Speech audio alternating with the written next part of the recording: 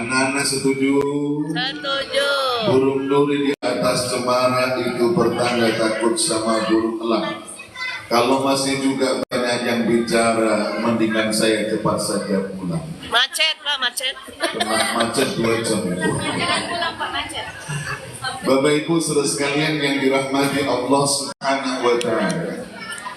Malam hari ini kita bersama-sama memperingati peristiwa yang sungguh sangat luar biasa, peristiwa yang sangat istimewa, peristiwa yang di luar batas nalar manusia, yakni peristiwa Isra dan Mi'raj baginda Rasulullah Muhammad Sallallahu alaihi wasallam. Allahumma sholli ala sayyidina.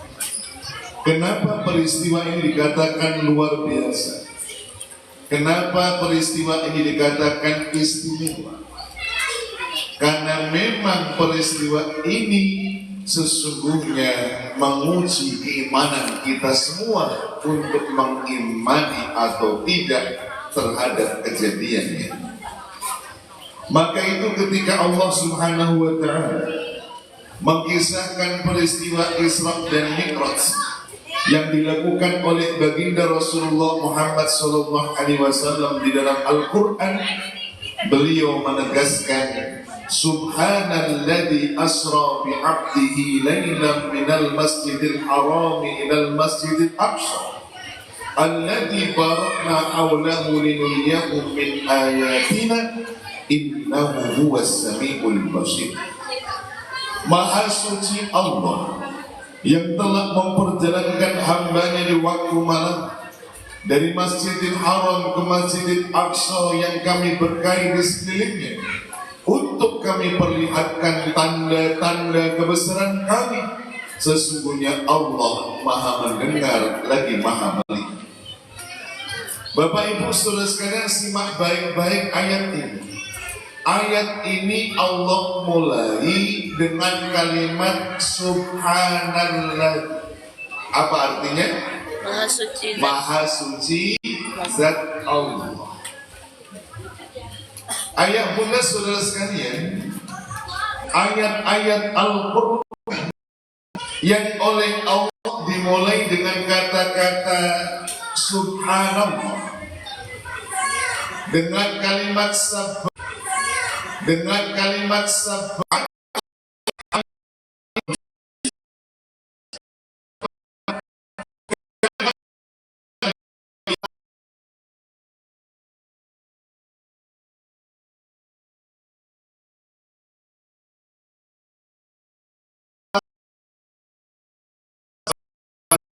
oleh perbuatan, maka yang kita ucapkan Bismillahirrahmanirrahim. Ketika kita mendapatkan nikmat, yang kita ucapkan Alhamdulillahirabbil. Ketika kita menghadapi musibah, yang kita ucapkan Inna lillahi wa inna ilaihi raji'un. Ketika kita merasa salah dan berdosa, yang kita ucapkan Astaghfirullah. Ketika kita menghadapi persoalan di luar batas kemampuan kita, kita ucapkan La. Di luar batas kemampuan kita, kita ucapkan La haula wa la ilaha illallah. Begitu juga kalau kita menyaksikan sesuatu yang menakjubkan, maka yang kita ucapkan Subhanallah. Itulah rahasia. Dan ini tidak boleh ditukar tempat. Jangan sampai nanti di masjid kita ada informasi dari Pak Imam Masjid telah meninggal dunia, jamaah kita yang bernama Bapak Fulan bin Fulan. Tiba-tiba ada yang mengucapkan Alhamdulillah. Boleh apa tidak? Tidak boleh Pak Ustaz. Masalah apa tidak? Masalah. Kenapa? Karena salah. Siapa? Nah, Allah ketika membicarakan Isra Mi'raj diawali dengan kata Subhanallah. Kenapa? Karena Allah akan menceritakan sesuatu yang memang mencenangkan manusia, sesuatu yang luar biasa, sesuatu yang menakjubkan. Apa buktinya? Buktinya menurut Imam Ibnu Ishaq dalam kitab Sirah Nabawiyah, begitu Isra Mi'raj terjadi, umat manusia terpecah menjadi 3 kelompok golongan. Ada golongan yang pertama, golongan yang mengimani dan meyakini Isra dan Mi'raj.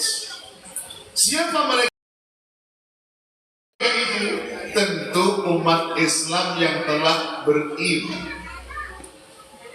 Salah satu di antara pelopornya sahabat Abu Bakar As-Siddiq radhiyallahu anhu.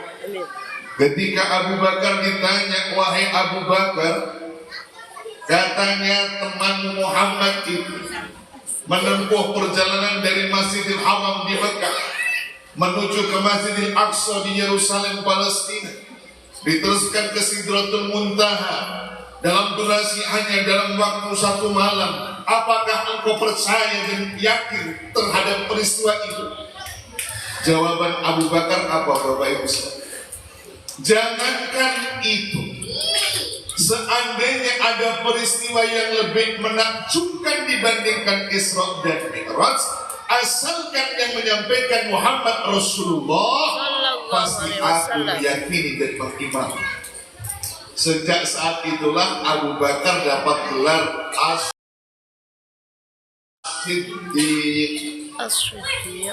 Dulu nggak ada As-Siddiq. Kenapa dapat gelar As-Siddiq? Karena beliau selalu litasdiqihi, selalu membenarkan apapun yang disampaikan oleh baginda Rasulullah sallallahu alaihi wasallam. Ini kelompok yang pertama. Ada kelompok yang kedua, kelompok yang mengingkari akan kebenaran Isra dan Mi'raj. Siapa mereka ini? Tidak adalah orang-orang kafir Quraisy. Kenapa mereka tidak iman? Maaf, ibu, bapak, tokoh-tokoh kafir Quraisy seperti Abu Jahal, Abu Lahab, Abu Sufyan, dan abu-abu yang lain. Bujanda. Ada sejumlah namanya Abu tapi masalah. Ya? Abu itu kan banyak. Abu Janda. Ya? Yang jelas jangan nanya ada Abu Gosok apa tidak ada. Kenapa mereka? Mereka tidak percaya dengan Isra dan Mi'raj. Kenapa? Bukan tanpa sebab. Maaf Bapak Ibu harus paham. Orang kafir Quraisy itu dulu disebut mereka jahiliyah. Bukan berarti kok bodoh, tolol sama sekali, tidak. Mereka disebut jahiliyah kenapa? Karena bodoh dalam urusan akidah. Soal pengetahuan jangan dianggap remeh. Orang-orang Quraisy itu dilukiskan dalam Al-Quran. Li'ilafi Quraisyin ilafihim rihlatasyita. Fi Quraisyin ilafihim rihlatasyita. Orang itu punya satu tradisi kebiasaan melakukan rihlah. Apa itu rihlah? Apa rihlah? Perjalanan. Tour and travel. Melakukan traveling, melakukan touring. Apa kalau bahasa orang sekarang? Healing. Kemana? Ya, baik di saat musim panas ataupun di saat musim dingin. Kemana mereka berjelajah? Kemana mereka berihlah? Kemana mereka pergi? Mereka berbondong-bondong meninggalkan Mekah. Kalau ke selatan sampai ke negeri Yaman. Kalau ke utara sampai ke wilayah negeri Syam. Syam itu mana? Syam itu yang sekarang berdiri negara Yordania, Syria, Palestina, Lebanon. Dulu semua negeri itu disebut Syam. Sehingga pengetahuan geografis mereka tahu berapa lama untuk menempuh perjalanan dari Masjidil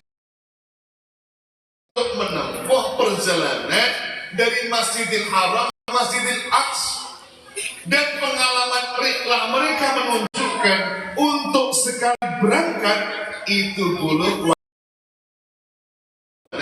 dari Masjidil Haram ke Masjidil Aqsa. Dan pengalaman mereka menunjukkan untuk sekali berangkat itu dulu waktu satu, sehingga bolak balik butuh waktu 2 bulan. Loh, Nabi Muhammad kok cerita hanya dalam waktu kurang dari 1 malam? Maka otak mereka tidak mau terima. Pengalaman hidup mereka menolak akan kebenaran peristiwa Isra dan Mi'raj. Bukan tanpa sebab, tapi berdasarkan pengalaman logika akal mereka. Disinilah sekali lagi, peristiwa Isra Mi'raj bukan peristiwa biasa. Ini peristiwa luar biasa yang untuk mengimaninya, untuk meyakininya harus Yes. hebat bahasa Inggris. Untuk jawabnya yes. Kalau jamaah you understand 10, berarti 10 menit lagi selesai. Ya. Ini kelompok yang kedua. Ada kelompok yang ketiga. Kelompok yang pertama yang mengimani, meyakini. Tokohnya siapa Bapak Ibu? Abu Bakar. As-Siddiq. Abu Bakar As-Siddiq. Kelompok yang kedua, kelompok yang mendustakan, mengingkari Isra Mi'raj. Siapa tokohnya? Abu Jahal, Abu Lahab. Ada kelompok yang ketiga yang sering oleh ahli sejarah disebut kelompok abu-abu. Tahu abu-abu? Gak jelas. Tak jelas, hitam juga enggak jelas,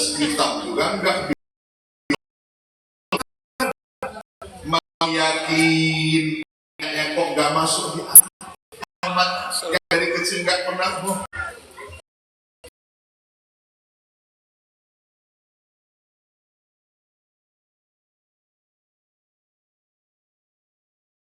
oleh sebab itu pantas kalau ada sebagian riwayat yang mengatakan tidak sedikit di antara orang yang sempat memeluk agama Islam karena tidak percaya dengan Isra dan Mi'raj, mereka kemudian murtad.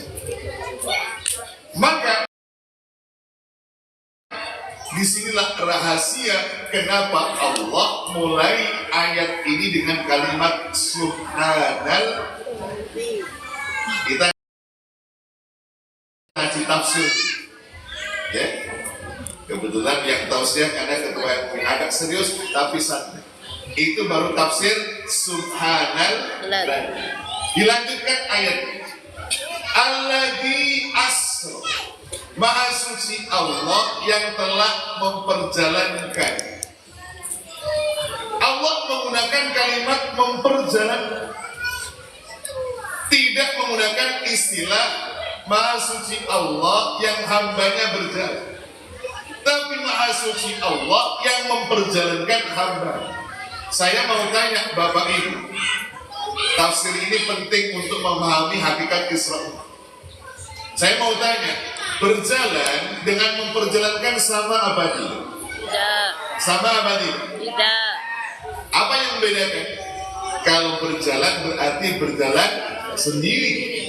Tapi kalau memperjalankan, ada objek yang diperjalankan, ada subjek yang memperjalankan. Sama, mandi dengan memandikan sama apa tidak? Tidak. Tidak. Kalau mandi berarti mandi sendiri. Kalau memandikan, ada yang memandikan, ada yang dimandikan. Maka dalam bab jenazah yang ada memandikan jenazah, bukan jenazah mandi. Bukan jenazah mandi. Kalau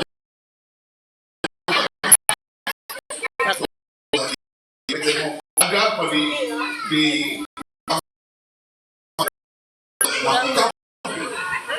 maka yang ada memandikan. Begitu juga dalam Isra dan Mi'raj, bukan Rasulullah berjalan, tapi Allah yang memperjalankan beliau. Maka itu kalau seandainya Rasulullah itu dalam Isra Mi'raj berjalan sendiri, maka butuh waktu 2 bulan lamanya minimal. Tapi karena Rasulullah itu ada yang memperjalankan, sementara yang memperjalankan itu adalah Allah Ta'ala, Allah punya sifat innallaha ala kulli syai'in qadir. Allah berkuasa atas segala sesuatu. Sehingga kalau Allah yang memperjalankan, berlakulah hukum kun fayakun.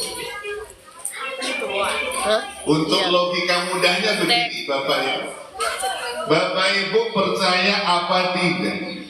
Kalau ada seekor semut mampu berjalan dari Batam ke Jakarta hanya butuh waktu 1,5 jam, percaya apa tidak? Percaya.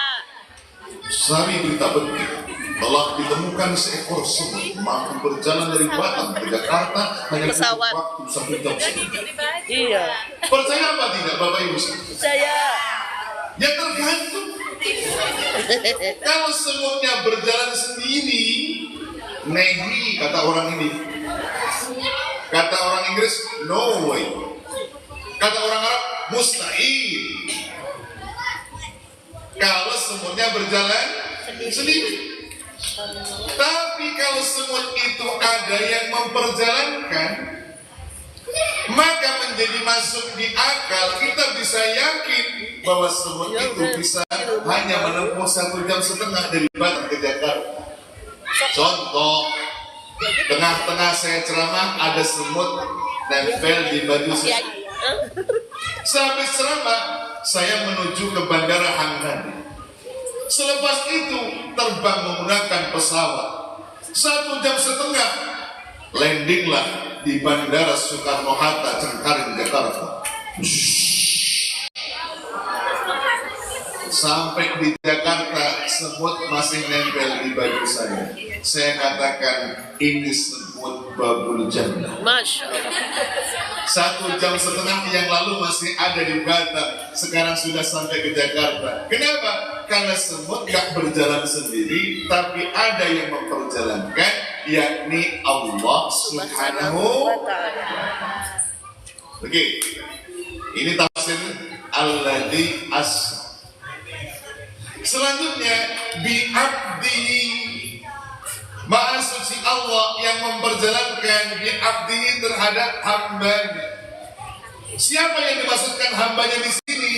Baginda Rasulullah Muhammad Sallallahu Alaihi Wasallam.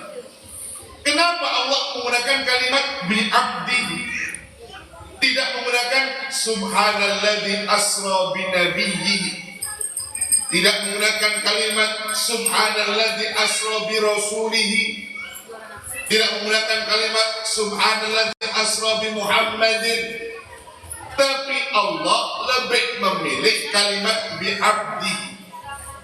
Apa rahasianya?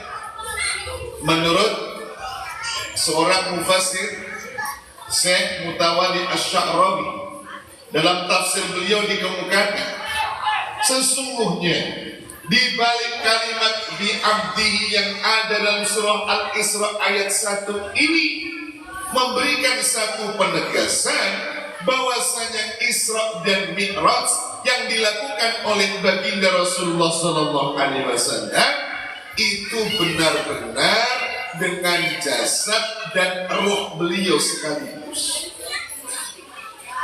Kenapa penegasan ini penting?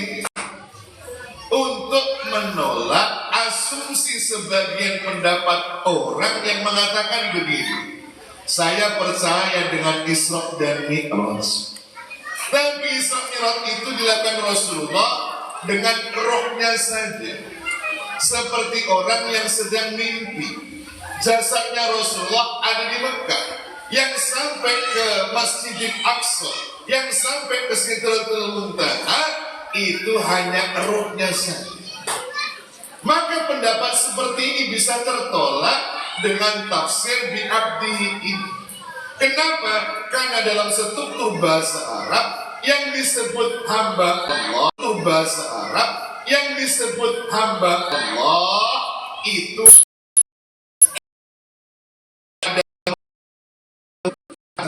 enggak ada rohnya, apa namanya?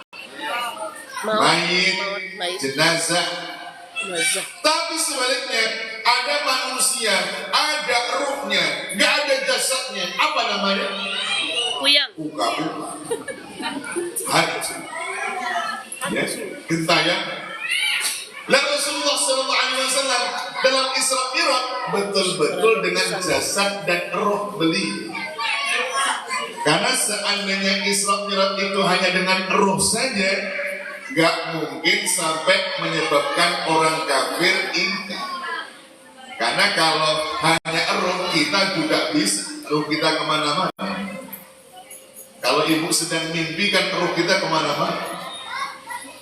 Sampai mimpi apa? Masuk neraka. Allahu Akbar. Padahal orangnya tidur di rumah. Mimpi kemana? Mimpi saya sampai kemana? Dubai. Sampai ke Thailand. Kok bisa? Iya, karena sering ikut judi online tapi kalah terus. Rohnya yang sampai. Slot. Yalah harus. Selanjutnya, jadi sekali lagi kalimat bi'abdi. Jadi sekali lagi kalimat bi'abdi kan di waktu malam. Kenapa kok di waktu malam? Kenapa nggak pagi? Kenapa nggak sore? Kenapa nggak siang? Ini pertanyaan filosofi. Kenapa Isra Mi'raj itu kok malam? Ini pertanyaan filosofi. Kenapa Isra Mi'raj itu kok malam? Sebagian ulama menguak. Kenapa? Karena ketahuilah bersama bahwasanya sejumlah peristiwa-peristiwa yang istimewa, kejadian-kejadian yang luar biasa di hadapan Allah banyak terjadi di malam Hari. Peristiwa pertama kali Quran diturunkan kepada baginda Rasulullah Wasallam. yang dikenal dengan nuzulul Quran, siang apa malam? Malam. Maka sering kita menyebut malam nuzulul Quran. Ada satu waktu di mana kalau kita ibadah di waktu tersebut pahalanya dinilai lebih utama dibandingkan 1000 bulan. Namanya Lailatul Qadar. Siang apa malam? Malam.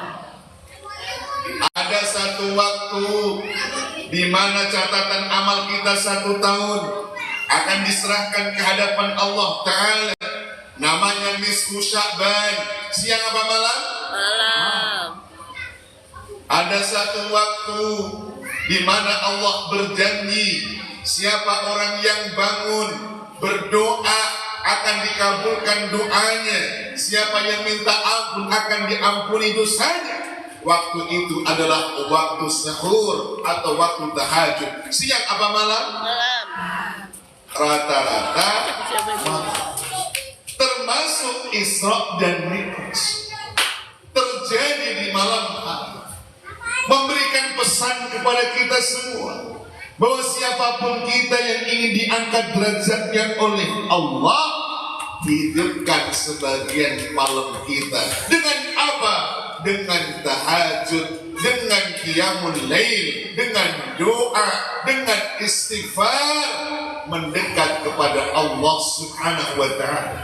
Tidak ada para nabi dan rasul Allah, tidak ada para sahabat nabi, tidak ada ulama-ulama salafus saleh, wali-wali Allah, kecuali mereka semua adalah orang yang ahli qiyamul lail, ahli bangun di tengah malam bermunajat kepada Allah Subhanahu wa ta'ala.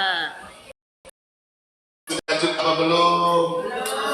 Sekali. Jujur, jangan ada dusta di antara kita. Sudah istiqomah tahajud apa belum? Lu kok kompak?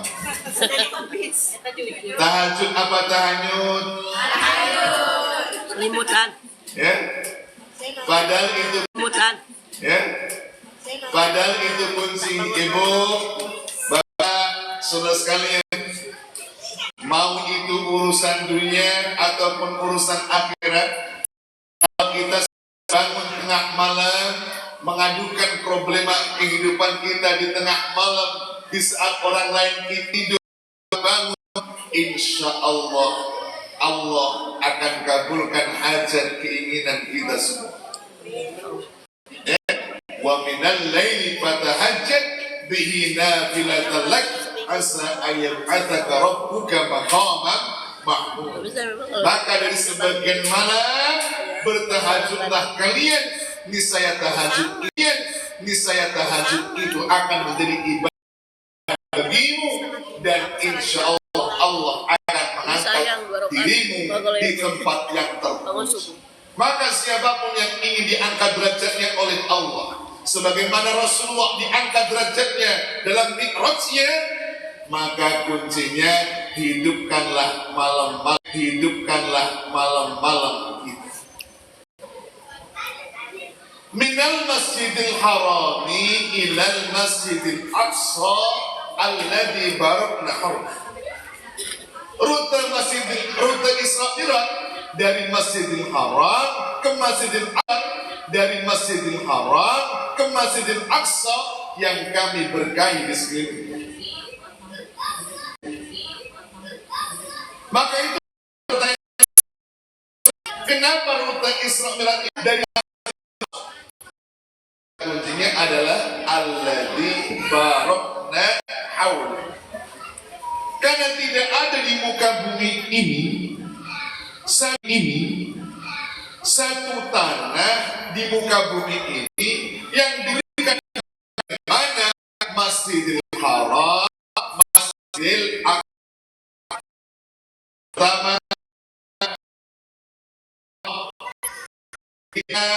karena di atasnya ada Ka'bah Baitullah, kiblatnya umat Islam.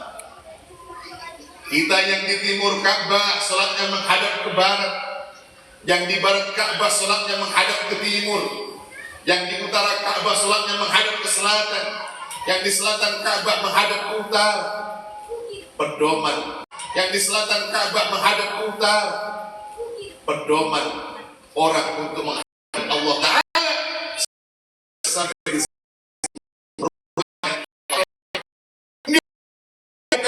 kayak Masjidil Haram hanya ada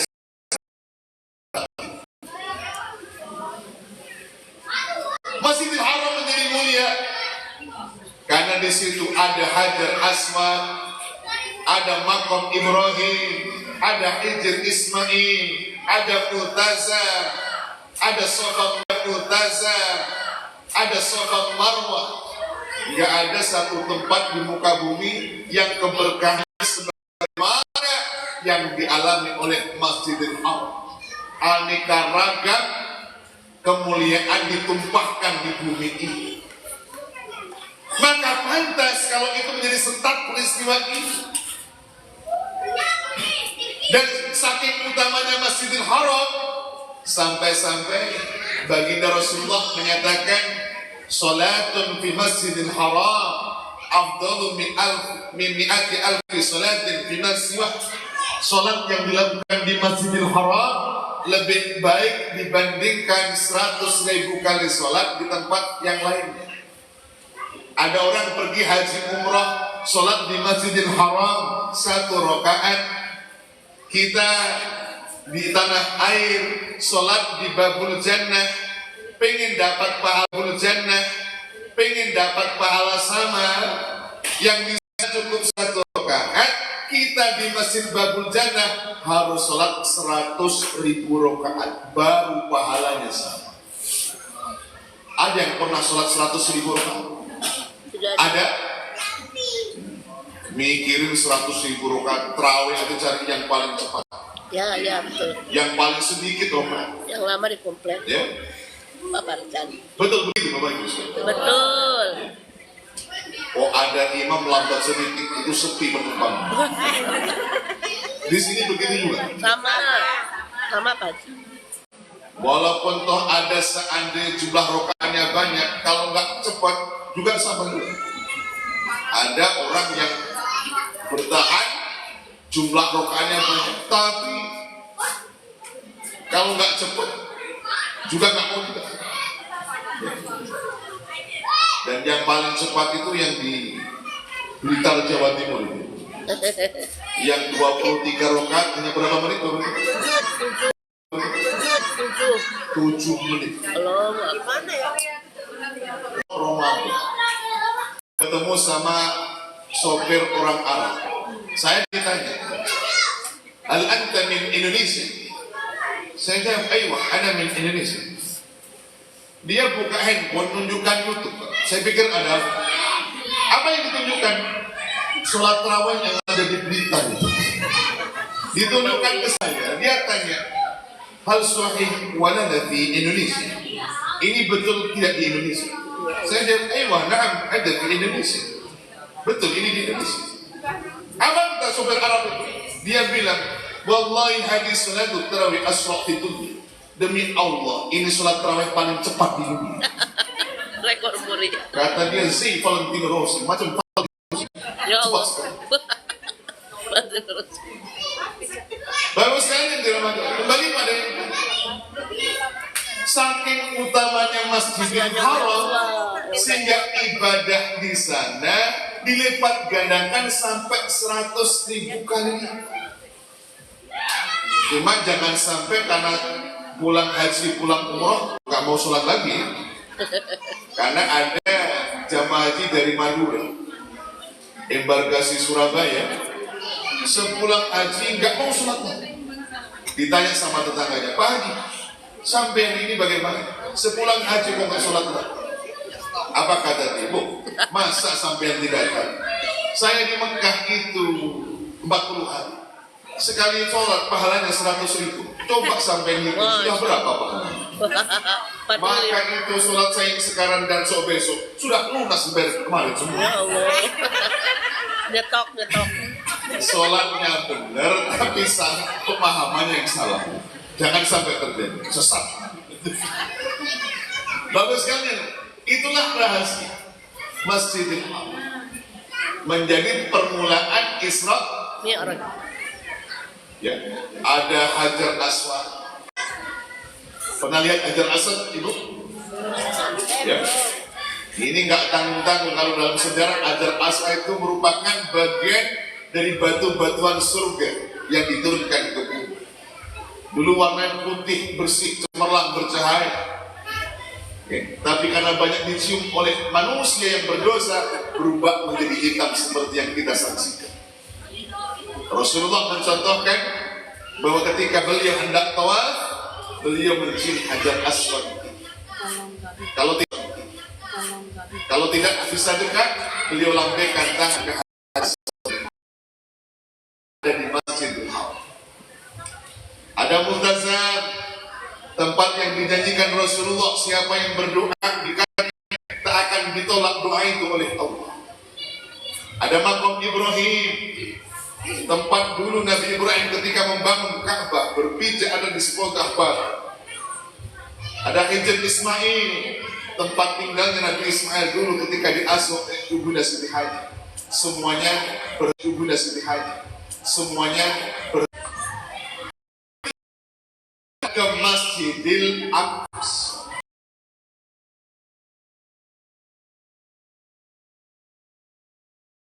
Masjidil Aqsa kalah mulianya. Kenapa? Karena umat Islam.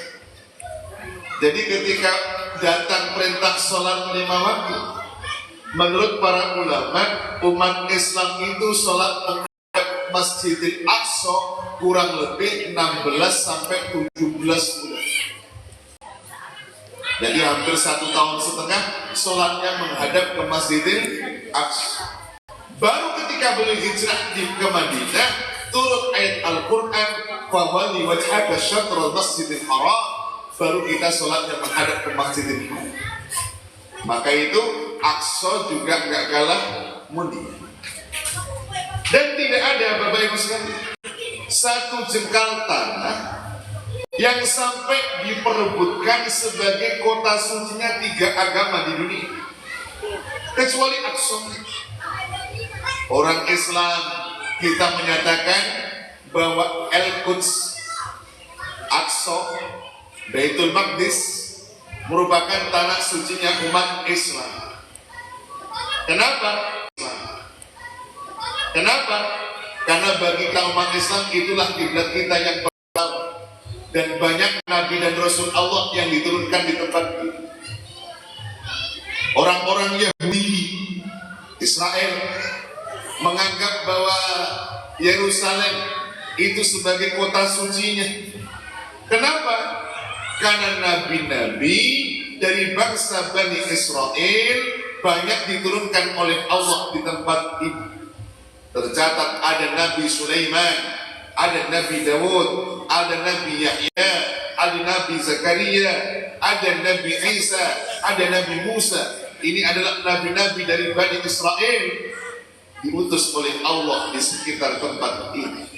Maka mereka meyakini kalau begitu tanah ini tanah nenek moyang kami. Begitu juga saudara kita Nasrani Ortodok menganggap Yerusalem sebagai kota sucinya. Kenapa? Karena di pojok kota Yerusalem ada satu tempat namanya Bethlehem, tempat kelahiran Nabi Isa Al-Masih alaihissalam oleh ibunda Siti Maryam. Maka tidak ada satu jengkal tanah yang kesuciannya, kemuliaannya diperebut-rebutkan oleh sekian umat beragama kecuali Al-Aqsa hingga hari ini. Maka tidak pernah berhenti ditulis sejarah Aqsa, senantiasa ditulis oleh tinta sejarah dengan segala dinamika.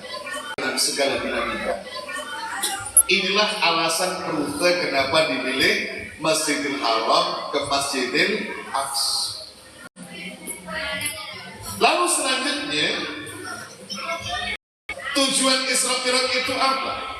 Linuriyahu min ayatina innahu huwas samiul basir. Untuk kami perlihatkan tanda-tanda kebesaran kami, sesungguhnya Allah mendengar lagi Maha melihat. Maknanya apa?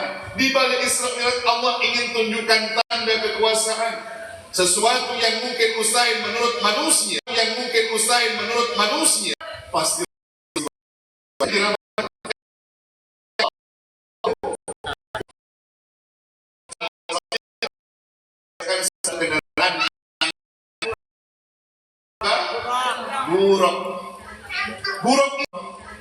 buruk itu apa? Dulu waktu kita kecil sering dilukis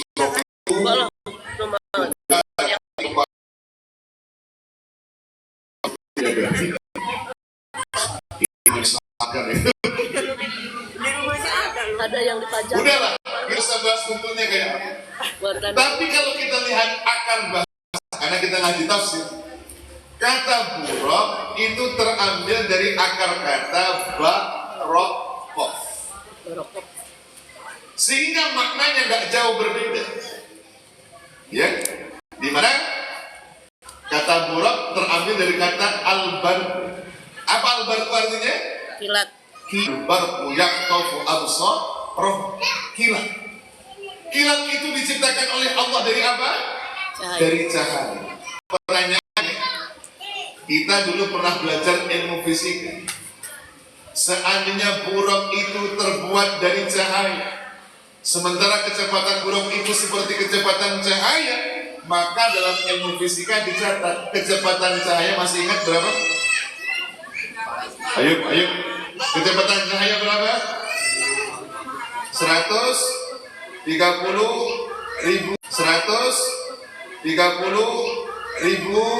kilometer detik.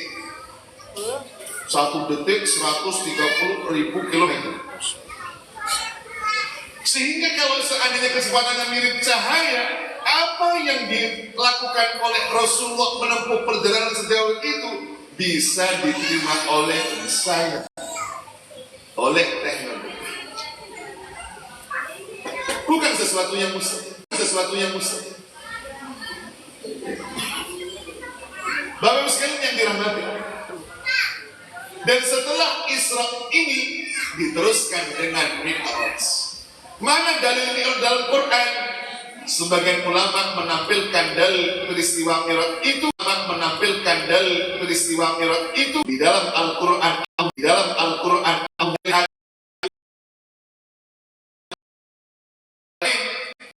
berada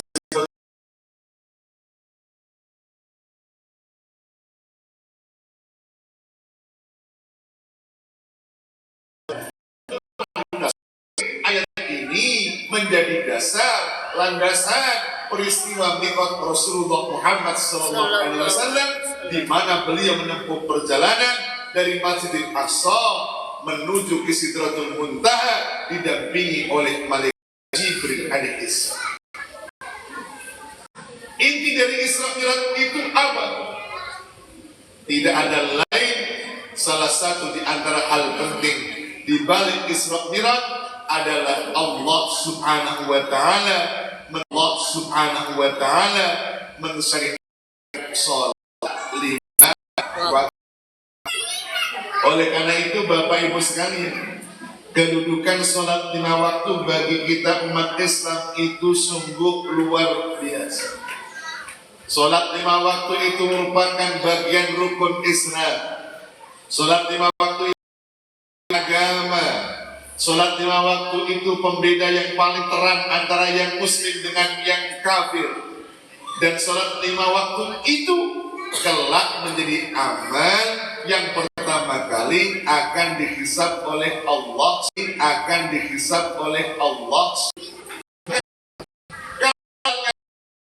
Amal ikut.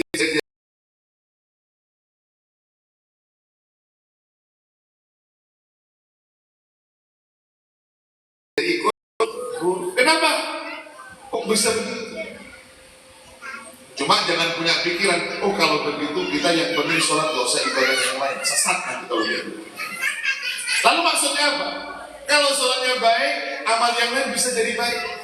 Kalau sholatnya buruk, amal yang bisa jadi buruk. Kenapa?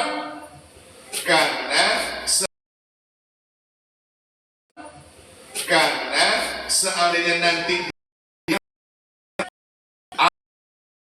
dihitung, puasa kita dihitung, zakat kita dihitung,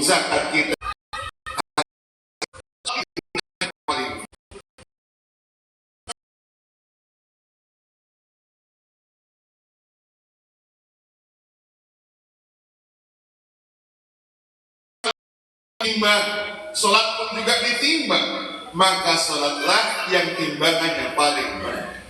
Kenapa kok begitu? Karena sholat ibadah yang paling sering diperintahkan oleh Allah. Betul apa tidak? Betul apa tidak? Ayo, kalau kita bandingkan, umat Islam ada kewajiban melaksanakan ibadah puasa. Puasa wajib apa tidak? Wajib, bahkan itu rukun Islam. Tapi kewajiban puasa setahun hanya sekali. Kapan? Bulan suci Ramadan. Di luar Ramadan nggak ada wajib puasa. Umat Islam diwajibkan untuk membayar zakat. Zakat wajib apa tidak? Wajib. Tapi kewajiban zakat hanya khusus orang yang mampu. Yang tidak mampu nggak wajib zakat. Yang mampu pun hartanya harus mencapai 1 nisab. Meskipun 1 nisab, bayarnya pun juga nunggu haul setahun. Kalau zakat fitrah dibayar kapan? Ramadan menjelang Idul Fitri. Zakat mal juga sama, nunggu hartanya bertahan setahun. Ibu, bapak punya emas sampai 1 nisab, tapi hanya bertahan 10 bulan. Kau wajib zakat. Seminggu. Ya, kecuali harta pertanian setiap kali panen. Umat Islam diwajibkan untuk menunaikan ibadah haji. Haji wajib apa tidak? Wajib. Tapi kewajiban haji juga untuk orang yang mampu. Meskipun mampu, kewajiban haji seumur hidup hanya sekali. Gak perlu berkali-kali. Wajib haji hanya seumur hidup sekali. Saya kebetulan tahadusan diniah. Allah berikan kesempatan haji 3 kali. Sudah 3 kali melaksanakan ibadah haji. Bukan pamer, tapi saya cerita. Karena 3 kali ini semuanya menjalankan tugas. Maka haji saya 3-3-nya itu haji abidin.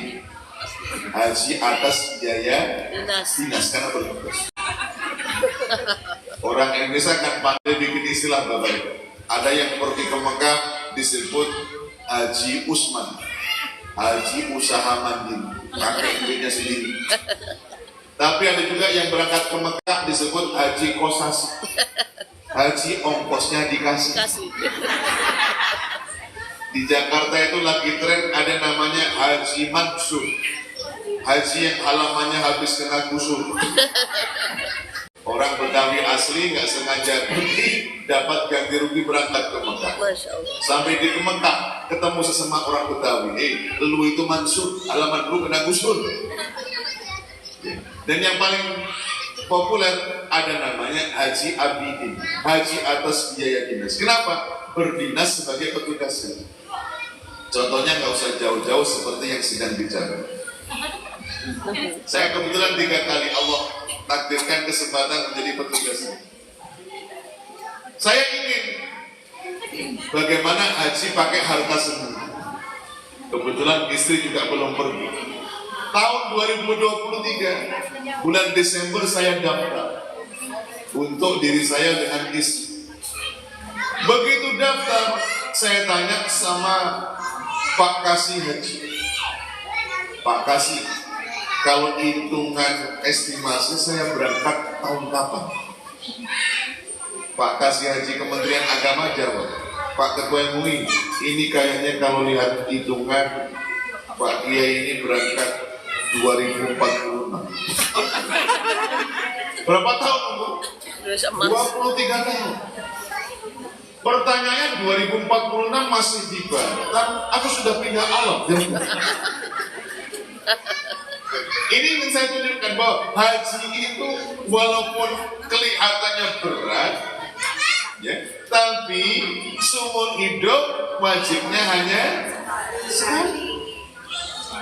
Begitu juga syariat agama yang lain. Biar halal hubungan laki perempuan, Allah mensyariatkan agar umat Islam itu menikah. Pertanyaannya, syariat menikah itu sekali atau berkali-kali? Sekali. Ibu-ibu tegaskan sekali. Yang di belakang sambil pelan-pelan tergantung. Ada yang sekali, ada yang 2 kali baru jadi, ada yang berkali-kali tak jadi, ada yang sengaja beberapa kali. Tapi sholat bagi semua umat Islam disyariatkan sehari 5 kali. Gak ada kewajiban kayak sholat, gak ada, Pak. Bapak Ibu makan aja sehari berapa kali? 3 kali. Minum obat aja ketika sakit resep dokter rata-rata 3 kali. Paling banyak. Mandi 1 kali. Ketahuan. Sekali 2. Tapi sholat sehari 5 kali, nggak ada kewajiban kayak sholat, nggak ada. Dan sholat itu berlaku kaidah selama hayat dikandung badan, orang wajib menunaikan Sholat. Sepohon kayu daunnya rimbun, lebat bunganya serta buahnya, walaupun hidup 1000 tahun, kalau tak sembahyang apa gunanya? Walaupun hidup 1000 tahun, kalau tak sembahyang apa gunanya? Selama hayat dikandung badan, ada kewajiban kita untuk sholat. Bapak Ibu sehat walafiat, alhamdulillah bisa sholat tegak berdiri. Pak Ustaz, kami sudah tak sanggup berdiri lagi karena sakit, tetap wajib sholat duduk. Kami tak sanggup duduk lagi, tetap wajib sholat baring. Kami tak sanggup baring lagi, tetap wajib sholat terlentang. Kami tak bisa terlentang sholat lagi, tetap wajib sholat walaupun dengan isyarat dalam hati. Kami sudah tak sanggup isyarat dalam hati lagi, sudah tak wajib sholat, sudah saatnya Anda untuk disolat. Selama hayat dikandung badan, ada kewajiban orang menunaikan. Maka di saat Isra Mi'raj, ayah bunda saudara sekalian, kesempatan kita untuk melakukan muhasabah, melakukan introspeksi diri, melakukan evaluasi tentang apa? Kualitas dan kuantitas sholat kita. Coba Bapak Ibu kalau kita merenung, sudah berapa tahun kita sholat? Jujur, jangan ada dusta di antara kita. Sudah berapa tahun kita sholat? Tergantung umurnya. Yang hari ini usianya 40 tahun, berarti sudah berpengalaman sholat sekitar 30 tahun. Rata-rata kita akil balik usia 10 tahun. Yang hari ini usianya 50 tahun, ada yang 50 tahun? Ada. Tunjuk tangan 50 tahun. Berarti sudah berpengalaman sholat 40 tahun. Yang hari ini sudah 60 tahun, ada 60 tahun? Oh, belakang itu. Berarti sudah pengalaman sholat 50 tahun, Masya Allah. Berapa pengalaman sholat Anda? 50 tahun. Bapak Ibu, kalau kita dalam dunia kerja, engkau punya keahlian di bidang pekerjaan sudah berapa tahun? 50 tahun. Itu sudah master. Begitu juga kita, sudah pengalaman sholat 50 tahun, berarti sudah pakar. Pertanyaannya, 50 tahun sholat dalam pengalaman hidup sudah khusyuk belum? Jawab, sudah khusyuk belum? Sudah tepat waktu belum? Sudah menghayati makna bacaan sholat belum? Sudah istiqomah jamaah belum? Lu kok jawabnya belum semua? Saking jujurnya. Ini hakikat Islam di sini. Dan Bapak Ibu, ya, saya itu sebagai ketua MUI sengaja kalau menempuh perjalanan dari berbagai macam kegiatan setiap hari, saya singgah beberapa masjid. Saya temui Pak Imam yang sering saya tanya, pertanyaan saya satu, Pak Imam, di masjid kita ini kalau subuh ada berapa jamaah? Masya Allah. Kenapa? Karena saya menjadi ukuran. Kalau subuhnya itu rame, insya Allah sholat yang lain kurang lebih sama. Pernah singgah dalam satu masjid, saya tanya, Pak Imam, di masjid kita kalau subuh ada berapa? Pak Imam menjawab, di masjid kami ini Pak Ketua MUI ada 2 saf. Masya Allah. Saya senang. Ternyata masih kumat. Safnya imam 1 orang, safnya makmum 1 orang. Astagfirullahaladzim. Lumayan. Bapak sekalian yang dirahmati. Lah cara muhasabah sholat itu jangan bandingkan orang yang kualitas sholatnya di bawah kita, tapi bandingkan dengan orang yang kualitas sholatnya di atas kita. Contoh, Bapak Ibu sudah rajin sholat 5 waktu. Jangan kemudian muhasabah, ya Allah, syukur saya sudah sholat 5 waktu. Daripada tetangga saya memang sholat 5 waktu, tapi sering tidak tepat waktu. Dia sering terjadi sari, asarnya di waktu maghrib. Di sini ada apa tidak yang begini? Ada apa tidak? Mungkin ada. RT berapa? RT 6. Pernah ibu saya kebetulan tinggal tidak jauh dari kawasan industri Mukakun. Saya kadang-kadang mengamati ada orang jam 5.30 sore setengah 6 keluar dari pabrik pulang kerja. Diingatkan sama kawannya, Pak, asar dulu ada Pak. Ah tanggung sampai rumah aja nanti. Jam segitu kan macet-macetnya. Begitu pulang kena macet. Sampai rumah sudah ada maghrib. Mestinya ketika orang ada adzan maghrib, sholat maghrib berapa rakaat? 3 rakaat. Tapi orang ini unik. Sebelum sholat 3 rakaat, sholat dulu 4 rakaat. Yang lihat bingung, ini sholat apa kok 4 dulu baru dulu.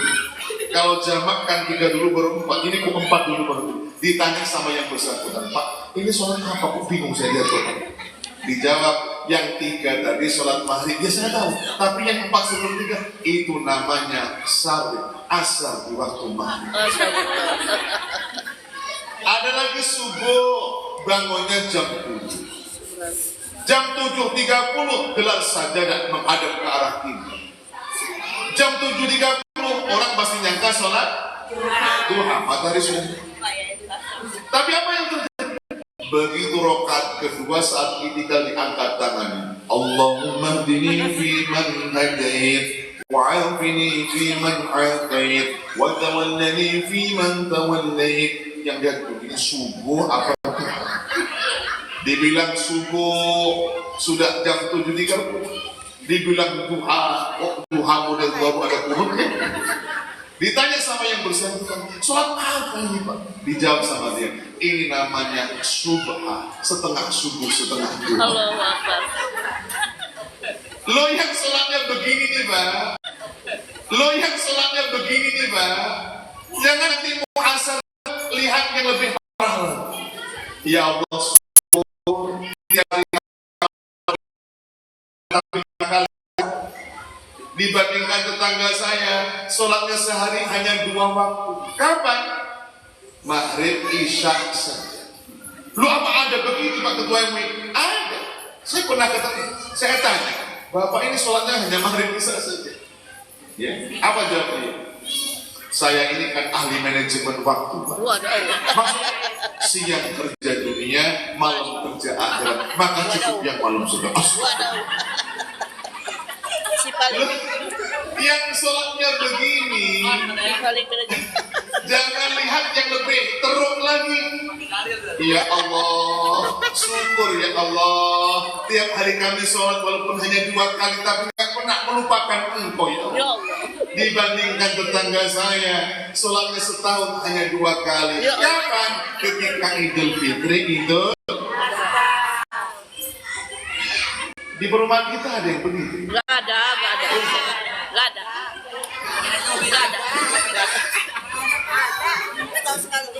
Nggak ada yang ketahuan. Maka itu jangan heran Bapak Ibu sekalian, kalau setiap tahun Kementerian Agama melapor ke Bapak Wali Kota Batu, semua masjid musola yang melaksanakan Idul Fitri, Idul Adha itu pasti membludak semua. Kenapa? Yang begini ini pengisinya. Yang sholatnya hanya setahun, 2 kali. Jumat gak penuh, begitu Idul Fitri penuh juga. Pernah ada satu cerita, orang sholatnya setahun hanya 2 kali, ikut sholat id. Sholat idnya di lapangan. Mestinya kalau orang sholat id di lapangan, itu langsung duduk, perbanyak, memandangkan takbir. Allahu Akbar, Allahu Akbar, Allahu Akbar. Orang ini kan jarang, nggak pengalaman sholat. Yang lain datang takbiran, dia sholat sunat dulu. Allah. Yang biasa sholat bingung, itu sholat apa? Habis subuh ada sholat. Ditanya sama yang bersangkutan, Pak, Bapak kan sholat sunnah? Dia jawab, kalau di masjid kan ada sholat sunnah tahiyatul masjid. Iya Pak, tapi ini kan lapangan Pak. Iya, kalau begitu berarti ini sholat tahiyatul lapangan. Rajin bang. Ini muhasabah yang salah. Mestinya orang muhasabah itu mengevaluasi membandingkan dengan orang yang kualitasnya di atasnya. Contoh, ya Allah, alhamdulillah saya sudah bisa sholat tepat waktu ya Allah. Tapi saya belum bisa khusyuk ya Allah. Anugerahkan di tahun 2026 ini saya bisa menjadi orang yang lebih khusyuk sebagaimana hamba-hambamu yang khusyuk ya Allah. Yang sudah sholatnya khusyuk tepat waktu, jangan merasa cukup. Bercermin lagi, muhasabah lagi, ya Allah, syukur saya bisa khusyuk tepat waktu. Syukur saya bisa khusyuk tepat waktu sholat, tapi saya belum mampu menjaga sholat ini. Anugerahkan kami bisa istiqomah sholat berjamaah ya. Yang sudah khusyuk tepat waktu berjamaah istiqomah, jangan merasa cukup. Bercermin lagi, ya Allah, saya alhamdulillah bisa khusyuk tepat waktu berjamaah, tapi kadang ada perasaan dalam hati ingin dapat pujian sanjungan orang yang melihat sholat kami. Anugerahkan kami ya Allah, di masa yang akan datang bisa menjadi hambamu yang ikhlas, hamba yang betul-betul mampu mengaplikasikan inna sholati wa nusuki wa mahyaya wa mamati lillahi rabbil alamin. Sesungguhnya sholatku, ibadahku, hidup dan matiku untukmu ya Allah Rabbul Alamin. Inilah Bapak Ibu sekalian yang dirahmati Allah Subhanahu wa Ta'ala, sekelumit tausiah dalam peringatan Isra dan Mi'raj ini. Mudah-mudahan Allah Subhanahu wa Ta'ala menjadikan kita semua bisa mengambil hikmah perjalanan di balik Isra dan Mi'raj ini, terutama dalam kerangka meningkatkan keimanan ketakwaan kita kepada Allah, terkhusus dalam meningkatkan kualitas dan kuantitas sholat kita di hadapan Allah Subhanahu wa Ta'ala. Amin. Demikian, terima kasih atas segala perhatian. Mohon maaf atas segala kekhilafan. Kalau pepaya sudah dibelah, tibalah saatnya untuk dimakan. Jika ada kata yang salah, sulilah kiranya untuk dimaafkan. Kalau pedang melukai tubuh, ada harapan untuk sembuh. Kalau kata-kata melukai hati, kemana obat tidak dicari kecuali permintaan maaf dari saya, Lukman Rifai. Sampai bertemu dalam frekuensi dan gelombang yang sama. Mari kita tutup majelis ini dengan bermunajat ke hadapan Allah Subhanahu wa Ta'ala. Semoga kita semua dijadikan hamba-hamba yang istiqomah. Keluarga kita menjadi keluarga yang sakinah, mawaddah warahmah. Anak-anak kita menjadi anak-anak yang soleh dan solehah. Dan kita kelak berujung menjadi orang-orang yang husnul khatimah. Ala hadiniya wa ala kulli niyatin shalihah. Al-Fatihah. Bismillah.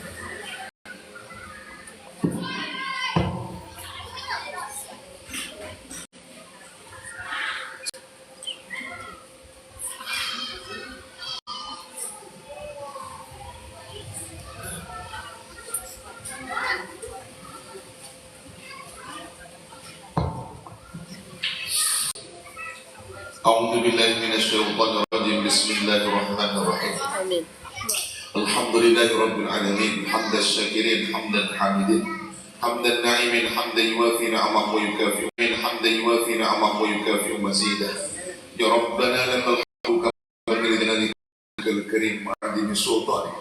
Allahumma inna nas'aluka mujibati rahmat wa azai min kulli ismin wal wadata min kulli bir wal fawza bil jannati wan najata minan nar. Allahumma ahsin sya'nana kullah. Allahumma zidna wa la tanqusna wa akrimna wa la tuhinna wa yassir lana wa la tu'assir 'alaina wa ardina warḍu 'anna wa taqabbal minna wa adkhilna jannata bisalamin aminin ya arhamar rahimin. Irhamna Rabbana taqabbal minna innaka antas samiul 'alim wa tub 'alaina innaka antat tawwabur rahim. Rabbana la tuzigh qulubana ba'da idh hadaytana wa hab lana min ladunka rahmah innaka antal wahhab. Rabbana hab lana min azwajina wa dhurriyyatina qurrata a'yun waj'alna lil muttaqina imama.